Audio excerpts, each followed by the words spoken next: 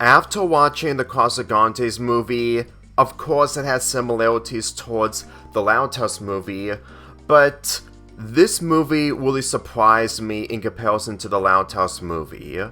And it's saying something of how the people behind the Casagrandes movie put passion into this a lot more in comparison to the Loud House movie. Yes, I did talk about the Loud House movie in my Broken Character Development of Lincoln Loud video, but that was back in 2022. Well, I didn't have the mindset of doing multiple Loud House vs. Casagrandes projects. By the time of that video came out, there was 3, with the third being part of that video. Even if my opinions still stay the same to this day, I'm not gonna lie, reviewing this movie in my channel alone, which is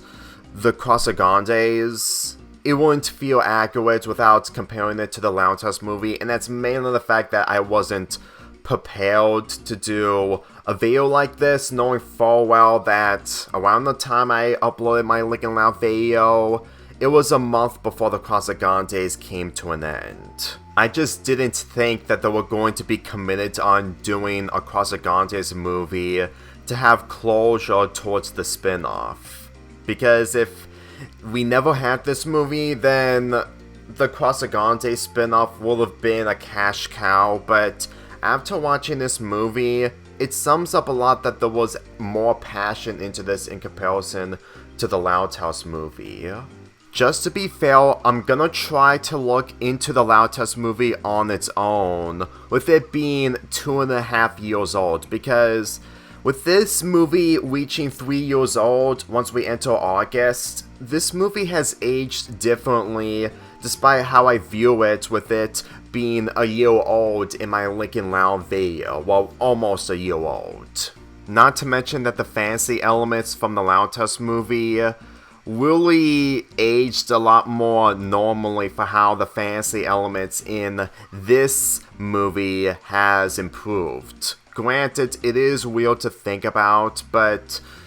the way I see it, the fantasy elements in the Casagrandes movie is done in a way that actually makes sense. And if this movie is actually canon while the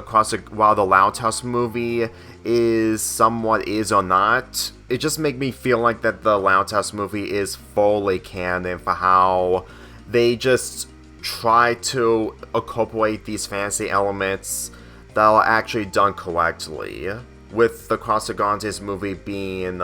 a new example of that. Let's get the first topic out of the way, the animation. Obviously, the Casagrandes movie has better animation over the Loud House movie, with it being more colorful, and the lighting is actually done much more well in comparison to the Loud House movie. Both movies were animated by Top Draw Animation, and they have improved over the last 2.5 years. I really feel like that the Loud House movie is them trying to get used to the animation style, and just by watching the Casagrandes movie, they were fully adapting the style to the highest degree. I love the color palette in the Casagrandes movie. So much attention to detail to the point that you would probably see this as a movie that would be suitable for theaters. Granted, not really a good idea, since that the character animation may be a bit off, but at the same time, they really put so much effort into this that the budget could be huger in comparison to the Loud House movie. Even though that it may be exaggerating, but if you haven't seen the Casagrandes movie and witnessed the animation itself, it's good that 2D animation, even though it's not as common as it used to be, is still alive in this type of capacity. I just really feel like that the color palette in 2D animation in stuff like this made me appreciate it a lot more. I'm just saying, for someone who really appreciates 2D animation just a little bit more than 3D animation, it's mainly movies that have color palette animations that really made me appreciate the effort. While in 3D animation, I have to admit it's possible, which sums up a lot of how the passion can be put in, but I still miss 2D animation. That's just how I feel when it comes to the color palette in 2D animation. I'm just saying that 3D animation can do color palette good, but I still prefer 2D animation. But with that, we reach into the two plots of two films, which,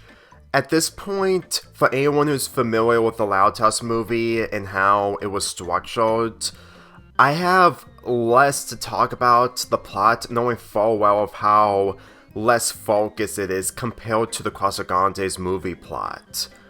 The plot of the Loud House movie is that Lincoln gets overshadowed by his sisters and he needs to do something in order to prove himself that he's just as special as his sisters. In the Casagrandes movie, just when Ryan turned 12 and is planning to go to an amusement park that is way too dangerous but also exciting, her family decided to go to Mexico for the summer, which makes her completely upset that she just isn't being listened to, especially from her mother. And with this movie also having Maria as one of the main characters, really sums up that this is redemption for not having her as the main character in a lot of episodes from the spin-off. Now, it's obvious that the biggest similarity of both films is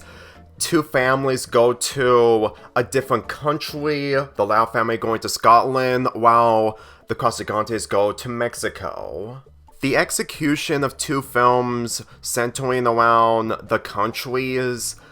I've tried to understand the Loud House's premise into Scotland after many years. And considering that people back then who reviewed this movie was around the time where this film was months old, I really feel like that this movie aged differently and not in the same ways as I view it back in 2022. I'll admit that some of the characters are into Scottish material, mainly Luna being into Mick Swagger, who has a British accent, and the songs that he's singing are mostly British, so it makes sense for a connection to have when it comes to Luna and Scottish culture or British culture.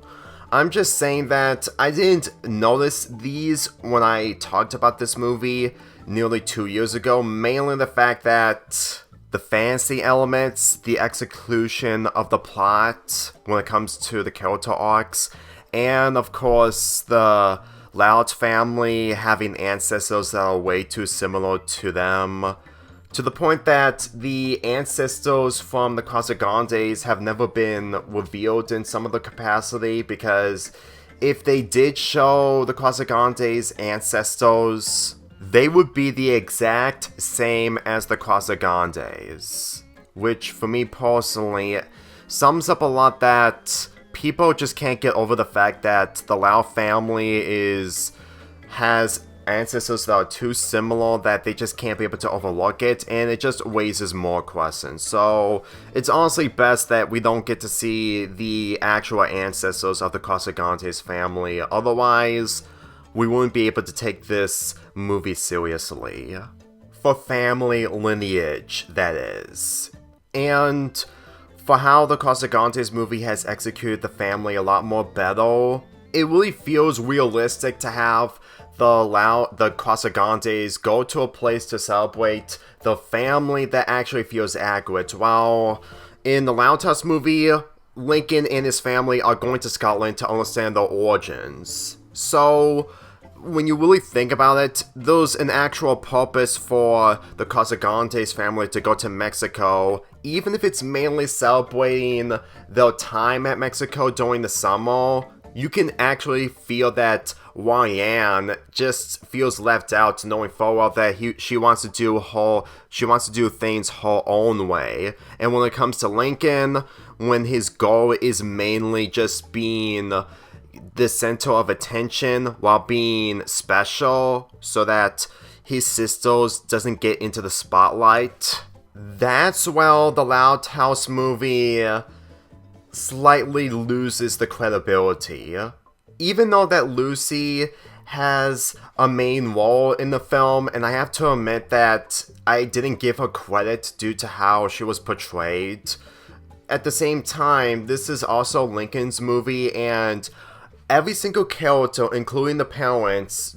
are mostly tools. And that's the statement that I can't let go after expressing the film in my Lincoln Loud video. In the Casagrandes movie, I don't see the Casagrandes family as tools because they're just going to a place that really suits the lineage as a family. So it's just difficult for them to be in the position where they're not really tools and mostly spending their time to enjoy their vacation. If anything, me seeing the Casagrandes in Mexico in scenes like this sums up a lot that I don't have a problem with any of the scenes in the Casagrandes movie. But when it comes to the Loud family, even though I would have given it the benefit of the doubt for having too many characters, it doesn't change the fact that,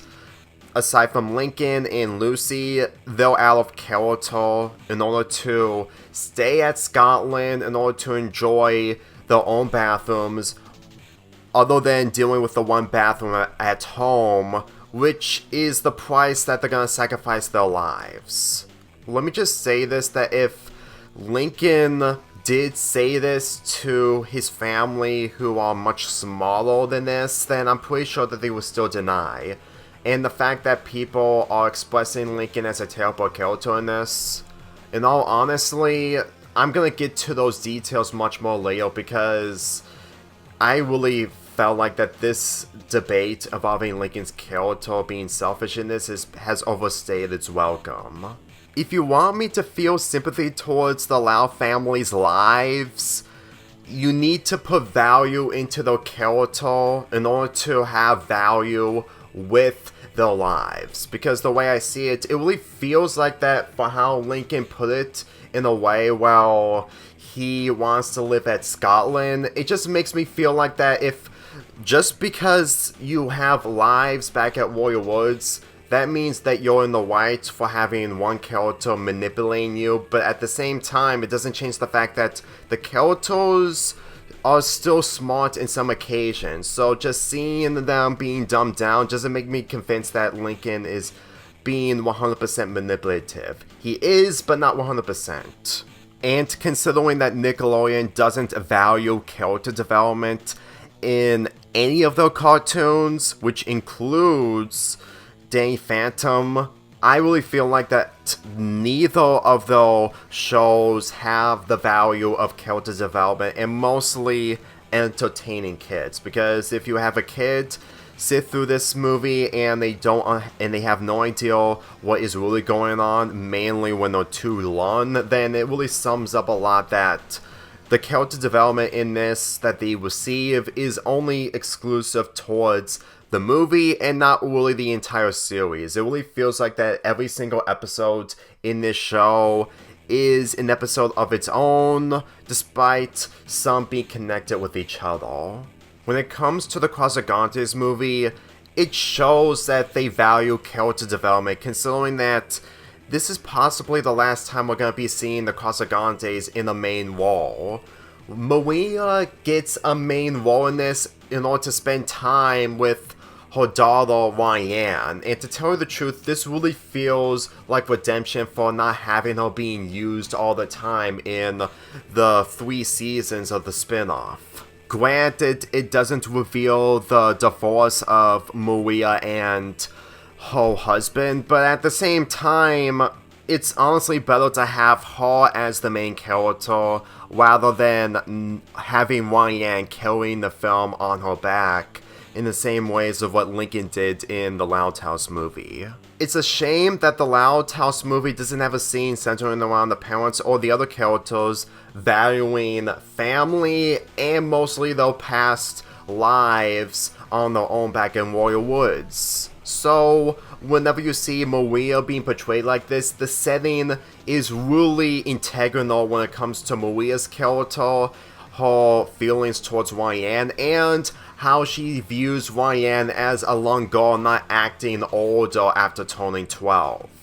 And it really increases Ryan's character for how she wants to be her own person by making her own decisions. And then when she has a gem that she got from a marketplace that is mostly convenient that she ended up having the gem rather than anyone else who didn't, I'm willing to forgive that, considering that the fantasy elements are actually done correctly in this, even though that some fans, mostly X-fans, would found it out of place. But to tell you the truth, whenever people have expressed of how much that the fantasy elements have made the Loud House jump the shark, at this point, they don't jump the shark multiple times when it comes to the fantasy elements. Granted, the fantasy elements in Bizarratorium may be questionable on where it came from when it comes to birthplace, but the birthplace of the fantasy elements in this really feels accurate, considering that one of the new characters in the Casagrandes movie is like Ryan despite being 1200 years old. Pogwari made me feel that she was gonna be the villain upon the advertisement months ago, but after watching this movie, Pogwari isn't really much of a villain when it comes to the climax. If you ask me, she's basically Morak done correctly, even though that she doesn't have the same character traits as Morak. If you ask me, the credits that I can give towards this fantasy elements in this franchise is that if a character takes possession of those elements, with Lucy being the most responsible one, chaos will happen, and if this is the first time where a character learns not to use magical abilities correctly, then chaos will happen and disaster will happen. And to tell you the truth, knowing full well that the people who took Lucy's book by summoning more zombies clearly haven't learned much of how to handle magic. And when it comes to Lincoln in Bizarratorium, he didn't mean to cause destruction. Even though that I don't find Pogwani as one of my favorite aspects of the film, it's not like that without her, the movie would have been better off without. Because I really feel like the whole premise in this movie sums up a lot when it comes to her interactions with Ryan. And with Ryan gaining development for how she's being ignored when it comes to her choices when it comes to getting older, it really feels like that her future is understandable in the position that she's in, while Lincoln's future, no matter the turnarounds that we've witnessed when it comes to his own problems along with being handicapped with others, it really feels like that there's no actual direction when it comes to Lincoln's character development, especially when it comes to his interactions with Angus. When Lincoln gets left out from his family when it comes to not getting a group picture after being knocked out from the restaurant, all the while he sings a song that is auto-tuned that I didn't mention in my Lincoln Lounge video, and his depression, and then when he becomes the Duke that makes him selfish. In all honestly, it really feels like that they can't be able to process on trying to make Lincoln's character coherent when every single character are mostly tours and not in the same direction as the Casagrandes. Because even if you describe the Loud family as filler, it doesn't change the fact that they're still tours when the Casagrandes are mostly filler in a way that they're just celebrating their time in vacation. Aside from Lucy, Lincoln being the only character carrying the entire movie on his back is honestly a difficult task if this was in live action. Like, being two things is something when it comes to occasions, but when it comes to Lincoln, that's not possible, no matter what Steam Team with WK describes it in his Born the Family review. every time that the other characters don't do much and mostly serve as filler, and when they do something to support Lincoln, no matter how the situation is when it comes to the damaged buildings in Scotland, it just feels underwhelming knowing full well that there's barely any attention towards them other than just being tours and nothing else. What all boils down is the Lau family not being an actual family and mostly being separated with each other, knowing how they just can't be able to think of so many ways in order to be supportive towards each other, with their system being really on and off. And to tell you the truth, the support system in this is off, because even if Lincoln wasn't acting selfish in this, he would have probably been in another position while he doesn't contribute much in Scotland if he wasn't the main character. And for how he and his family went back to Roy Woods in the end, and people still view him as a selfish character, all because that the lessons that the characters learn after this movie aren't going to be remembered, just doesn't understand that the value of lessons in the Loud House doesn't mean much, because they just only focus on the lessons rather than the characters taking value in the lessons and the premise of the lessons taking values themselves. Because if we would push aside everything involving the characters not remembering everything of what they learn, all the while we still go against the characters while learning the lessons towards the end, what did you want Lincoln and the other characters to do exactly? Because with the criticisms centering around the plot not being better executed, along with the characters not being used that much, it really seems like that if Chris Savino did work on this movie, despite not agreeing with all the decisions, he would still be willing to have a proper direction. And at this point, every time I look at people's criticisms of Lincoln being selfish, in all honesty, what else can he do exactly? Because if I'm ever going to accept on the fact that young children like Lincoln make selfish decisions, you are honestly dehumanizing Lincoln to the point that he's irredeemable, when at the end of the day, you're just making himself look irredeemable. Which is ironic considering that they dehumanize Ryan as irredeemable in Season 1 when it comes to Heavy Metal and Save the Date due to how terrible they were for the portrayal of her character. The thing is, just because Ryan is morally better in comparison to Lincoln for how he's portrayed in the Loud House movie, that doesn't automatically mean that I enjoy Ryan's character more. Like, I still enjoy her character in this movie, but at the same time, it's mainly the execution of the plot and the character interactions, which is something that Lincoln didn't have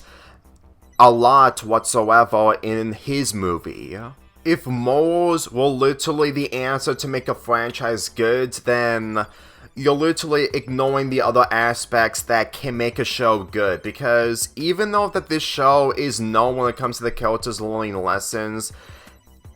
in this day and age, it really feels like that it isn't anymore, because of how irritating and more frustrating that the people have been bashing the characters. And even though I went a little too far on them dehumanizing the characters, that's what it really feels like when it comes to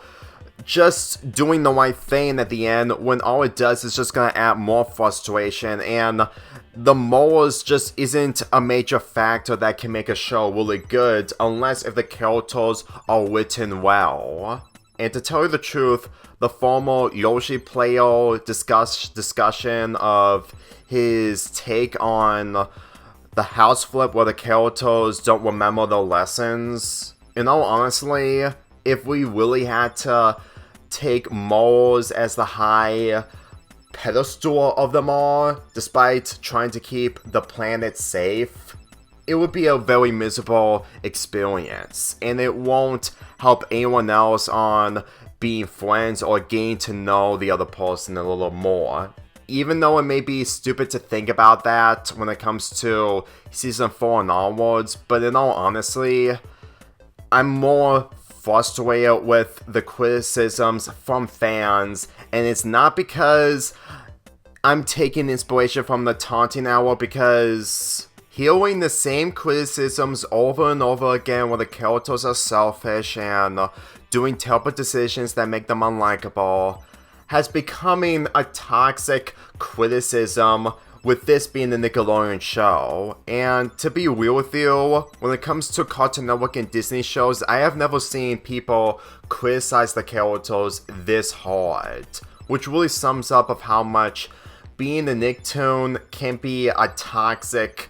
identity, knowing full well that people like the fan base were just hammering in on the voices, even though the voices would never be heard, while Nickelodeon just listens to the children demographic. With that information in mind, there's a part of me that the episodic nature of the Loud House is something that can work, but another part of me thinks that it should have been executed much more better when it comes to the characters improving over time, especially since that last month I talked about a Season 7 episode that wasn't even released in America even to this day, mainly Bake, Borrow, and Steely. I understand that X fans miss the show's realistic setting when it comes to the first 3 seasons, and I did rewatch them when I got into the show big time in 2022, when I got into it fully in late 2021. But the more I look at other people's criticisms when it comes to enjoying the newer seasons, they found the first 3 seasons as problematic, which, don't get me wrong, there are bad episodes, but also other episodes that they found problems with, not to mention that in the Season 2 episodes, ghosts are actually real, which, for me personally, if we travel back in time, well, we witness that episode for the first time and remember that detail and expose it worldwide before anything happens in the later seasons, people will still criticize it for being unrealistic. And even though that I was one of those people when it comes to other shows in the past, this is on a whole new level of people just not getting what they wanted, and when they do get what they wanted, they expected more, which really sums up that being way more petty is literally the only way to get attention on YouTube these days, including other websites. Getting back on track, when you put the morals out of the equation, the dynamic between Maria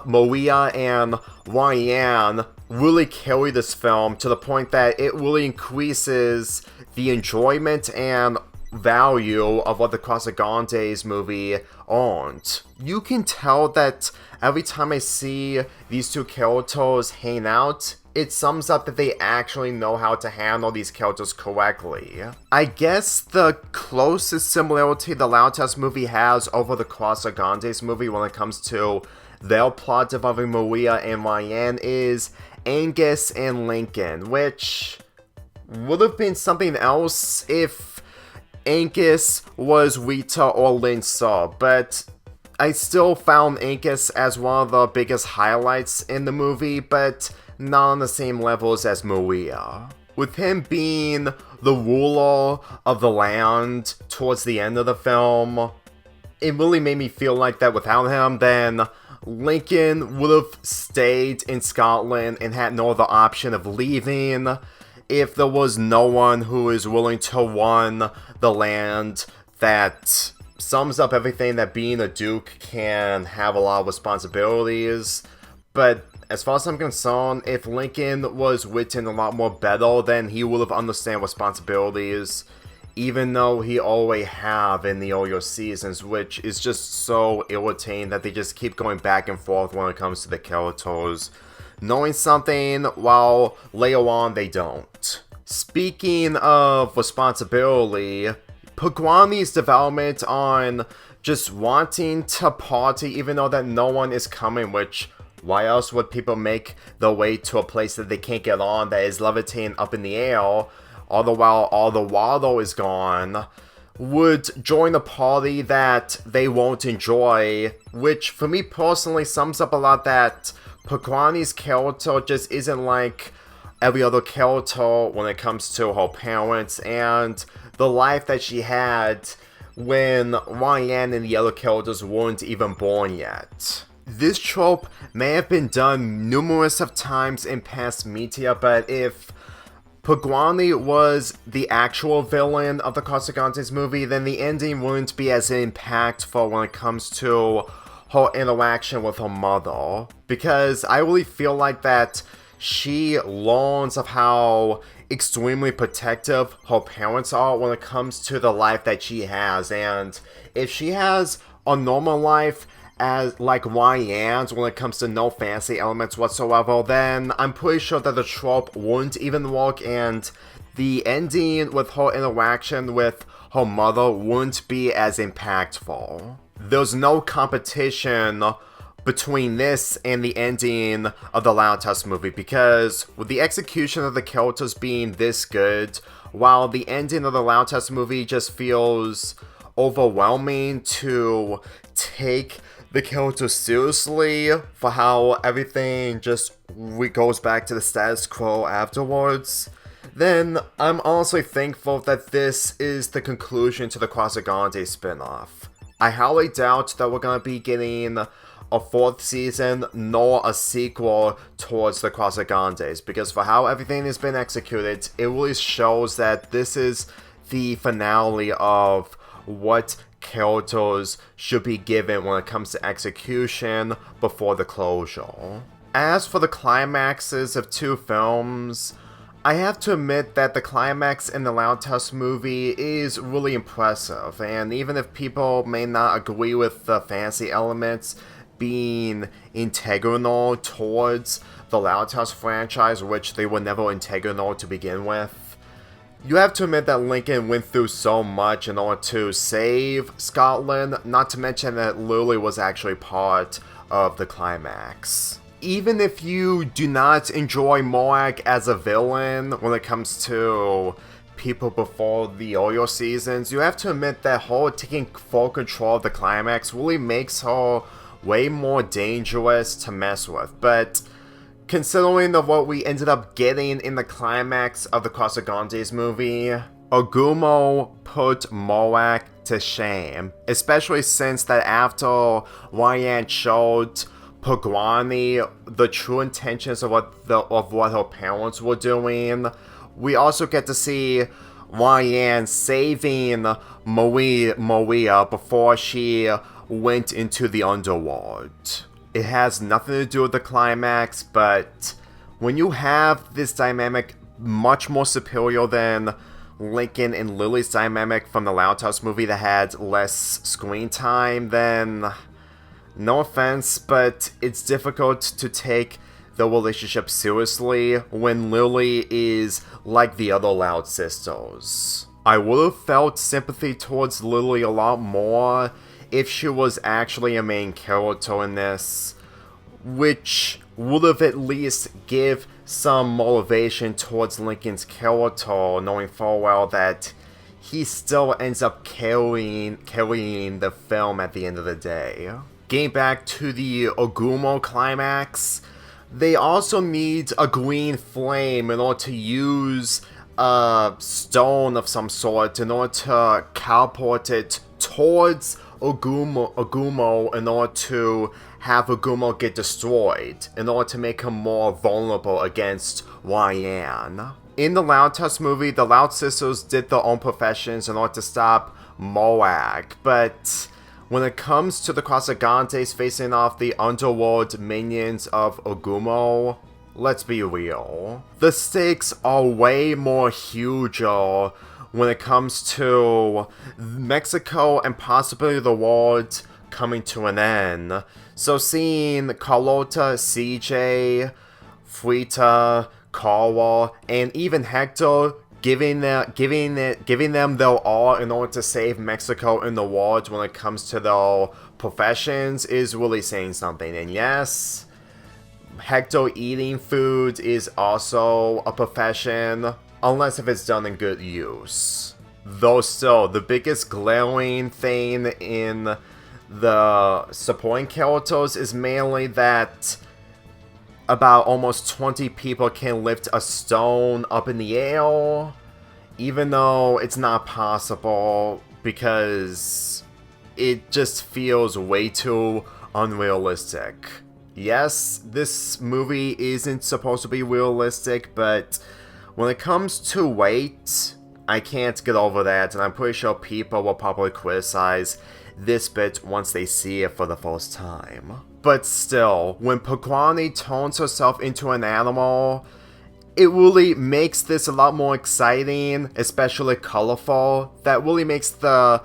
climax way more better in comparison to the Loud House movie. If anything, it really sums up that Ryan and Pakwani are a perfect teamwork when it comes to how they can cooperate easily after the scene that they have of Ryan showing Pakwani the true meaning of her parents' protection. Especially since that Ugumu has Pakwani's parents. This really makes this a lot more memorable and a lot more devastating for Pakwani to actually fight back, knowing full well that if she does defeat Ugumu, it would have been the end of her parents. If the Loud Test movie had a goal of the other characters trying to have their Loud ancestors come to life after defeating Moak when it comes to some sort of power, then it would have been more memorable, but it would have raised more questions. Let's be honest, the Loud ancestors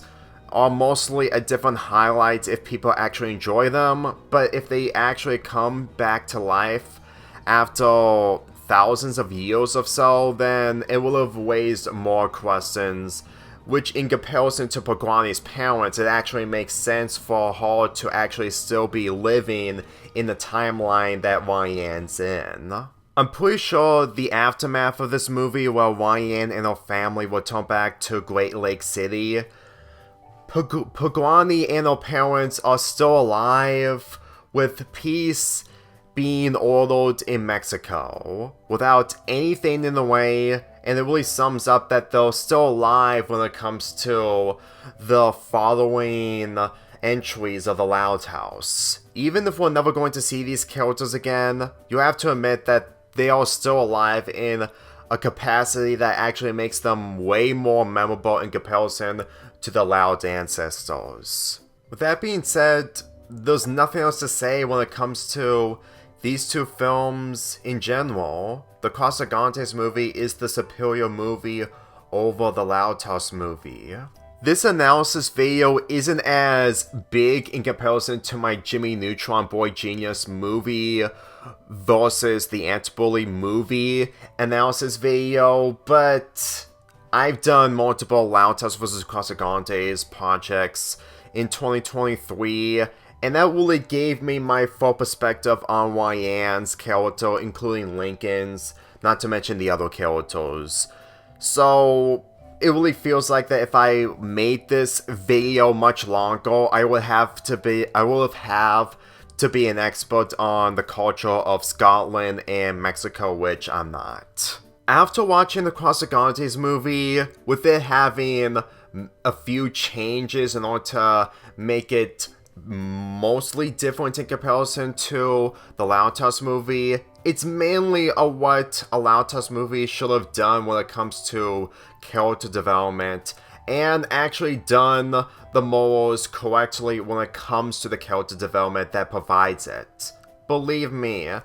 I don't found the Loud House movie as weak as I saw it back in 2022, but the more you think about it, it really feels a lot more harmless and not something to be a punching bag. Looking into this film on its own is still an option. Just keep in mind that with this film reaching 3 years old once we enter into August, I really feel like that I just want to see different points of views of what people actually enjoy from this movie, with one being Steam Team with WK, who did talk about this movie when it first came out, But considering that he's been overshadowed by other YouTubers who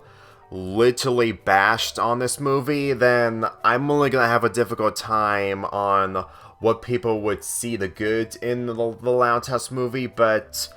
I would still prefer them over the critics from 2021 and 2022. But I'm seriously not going to enjoy the Loud House critics' review of this movie once he gets the chance. I really don't enjoy his content like I used to, and it really sums up that Scene Team with WK is a better Loud House reviewer over the Loud House critic. I'm just saying, he seriously needs to improve when it comes to his criticisms after listening to the same criticisms over and over again. When it comes to the Casagrandes movie, you can actually look into this movie if you're new to the spin-off, especially since that if you didn't watch the second season episode from the Loud House, but believe me, it really sums up that there's actual effort into this movie, even if you think otherwise. And this is honestly a good conclusion towards the spin-off, if they're not going to return it for a fourth season or a sequel. If I had to pick either film, it would definitely be the Casagrandes. That's how much I adore every single bit of it, despite a few problems. Last time I gave the Loud House movie a 5 out of 10, it gets a 6 out of 10, but that's not much of an accomplishment. But when it comes to the Casagrandes movie, it gets an 8 out of 10. When you have the superior film that doesn't have cameos of Lincoln or Lowry or the other characters, it really sums up the passion being a lot more better in this in comparison to the Loud House movie. I would have showed you the scoreboard on the amount of points that the Loud House and Casagrandes have against each other, but I have two planned Loud House vs. Casagrandes videos, with one coming this Wednesday. So the one in May is gonna be the additional point once I make the next Loud House vs. Casagrandes video, which isn't going to happen anytime soon, but trust me, I'll make sure that the point system is accurate. At least I finally made this analysis video after watching the Casagrandes movie. I really hope you enjoyed this video, even though that it's gonna be difficult for me to get back to this franchise, since that I'm getting back into other franchises that I mostly got out of. But only time will tell, even though I say that so many times in these videos. But that's just basically what happens, or what I feel when it comes to shows, including The Loud House and Casagrandes. I'll see you guys this Wednesday for another Loud House vs. Casagrandes video.